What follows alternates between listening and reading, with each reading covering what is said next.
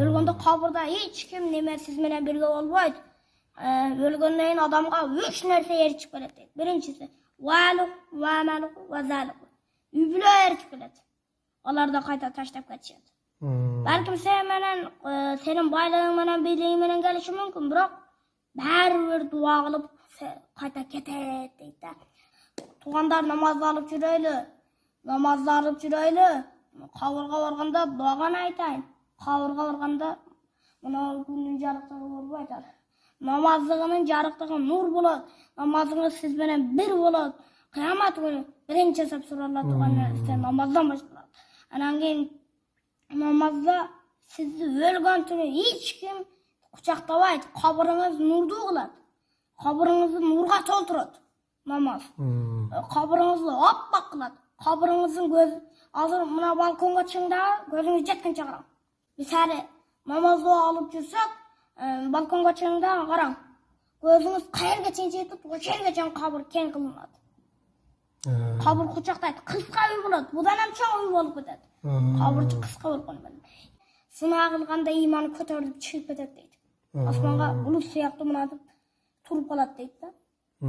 Sadim-i Muaz degen sahabany bilesen? Oşo Sadim-i Muaz radiyallahu anhu 30 yaşında İslam'ı kabul algan. Kebir rivayatta 36, kebir rivayatta 37 yaşında ölüp kalganda.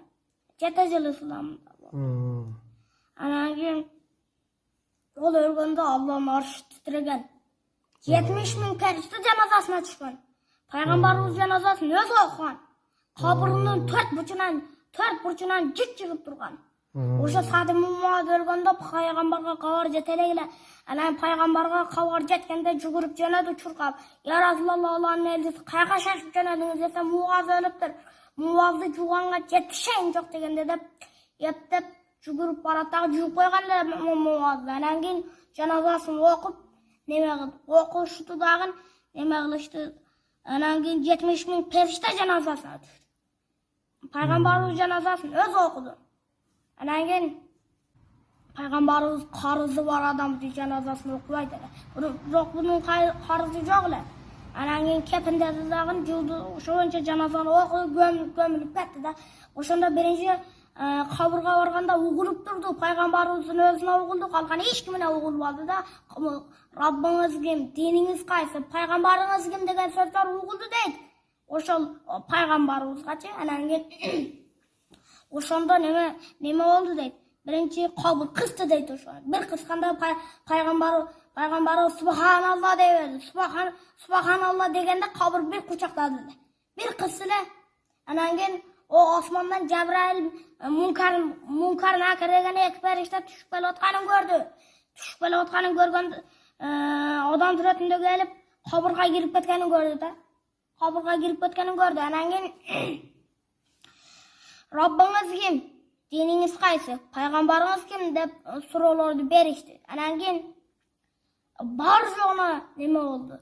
Rabbim Allah, Peygamber Muhammed, dinim İslam dep jogap bergende bayağı neme kabır kayra neme keng bolup ketdi da. Anan keyin gözünü jetkenine çeyin alыстап ketdi deydi. Kengeytilip ketdi. Oşan üçün namazda alıp jürüş kerek eken. Namazda alıp jürüş kerek eken, eme Erlan endi wagtdagı nemege namaz okuturan wagt bolup kaptır. Mana hazır endi jamaatga hiç kim kelbedi. Mana şol ele üçöň meni menen törtöbüz namaz okuyuz azır Kuda kalsa inşallah. Munda kelbey etkan kişilerge bir kıskaça aytıp koybaysыңбы namazga kegile dep bir kayrılуу kılıp koybaysыңбы? Namazga geliş gerek. Vaktısı var bolup kayta günün mescidin janынан ötüp ketken bu kıyamat gününün en çoğ belgisi. Kıyamat günü uşundan tozakka düşüp alışat deydi adamlar.